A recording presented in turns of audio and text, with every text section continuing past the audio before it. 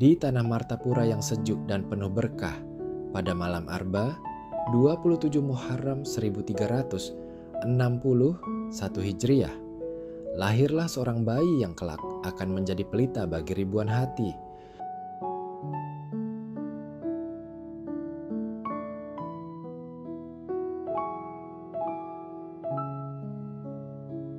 Beliau adalah Muhammad Zaini bin Abdul Ghani, atau yang lebih kita kenal sebagai Abah Guru Sekumpul.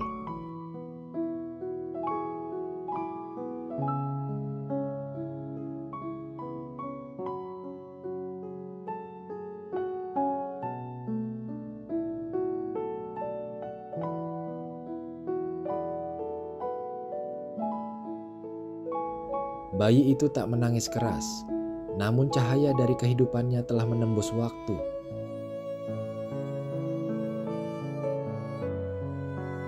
Sejak lahir, tanda-tanda keistimewaan telah tampak. Ia tidak menyusu pada ibunya, melainkan menghisap liur seorang wali Allah, Haji Abdurrahman, atau yang lebih dikenal Haji Adu, selama 40 hari. Nama kecilnya adalah Kusyairi. Seorang anak mahfuz dijaga Allah sejak kecil, tak pernah bermimpi basah, tanda kesucian yang hanya dianugerahkan pada mereka yang terpilih.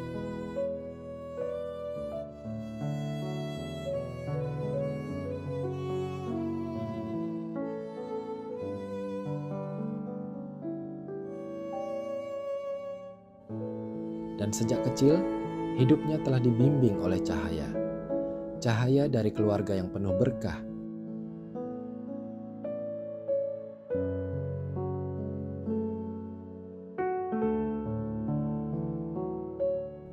Ayah beliau, Haji Abdul Ghani bin Abdul Manaf, dan ibunya, Hajjah Masliyah binti Haji Mulia, bukanlah orang berada.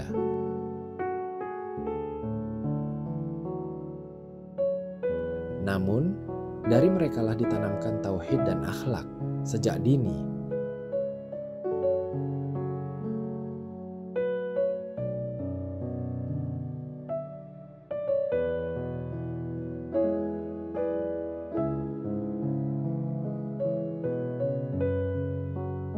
Nenek beliau, Salbiah, seorang wanita majzub, menjadi cahaya spiritual yang terus membersamai hari-hari kecilnya.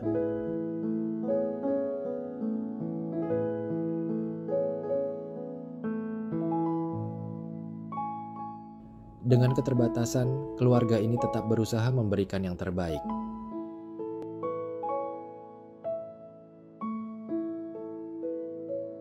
Setiap malam, Abah Zaini kecil membawa sebotol kecil minyak tanah, hadiah untuk Guru Muhammad Hasan di Pasayangan, sebagai tanda hormat kepada pengajar Al-Quran.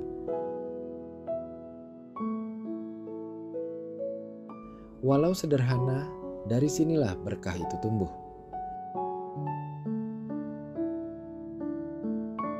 Di usia 7 tahun, beliau sudah menempuh pendidikan agama, berpindah dari Madrasah Keraton ke Darussalam Martapura.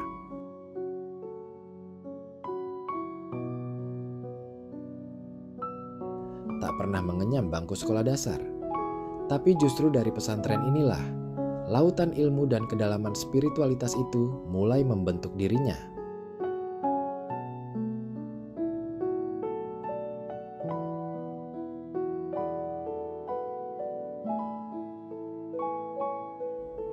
Guru Sekumpul bukan hanya seorang alim, tapi juga pewaris rahasia para wali.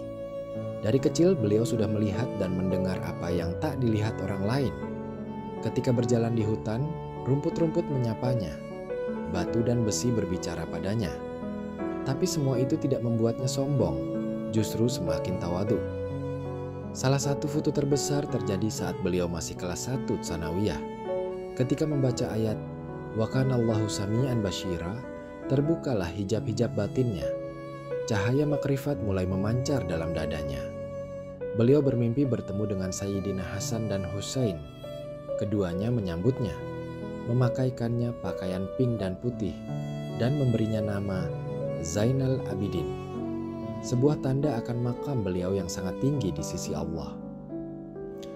Guru sekumpul adalah zuriat Rasulullah dari jalur Sayyidina Husain, mewarisi darah, akhlak, dan cahaya. Tapi bukan itu yang membuatnya istimewa, melainkan kasih sayangnya pada umat. Beliau selalu mengingatkan, hormati ulama, jangan sakiti orang lain, murah hati, murah senyum, dan jangan merasa paling hebat. Tuntut ilmu dan amalkan, meski hanya sedikit. Jangan tamak, syukuri apa yang ada. Itu adalah wasiat beliau untuk kita semua. Melalui Mushalla Ar-Raudhah, beliau membangun bukan hanya rumah ibadah, tapi rumah bagi hati yang rindu pada Allah. Majelis maulid, majelis burdah, zikir, salawat, semua dihidupkan kembali sebagaimana para wali dulu melakukannya.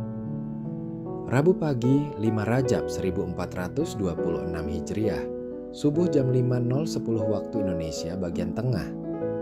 Suara azan menyambut kepergian beliau ke alam baka, dikebumikan di samping Mushalla Ar-Raudhah, di antara para kekasih Allah yang telah mendahuluinya.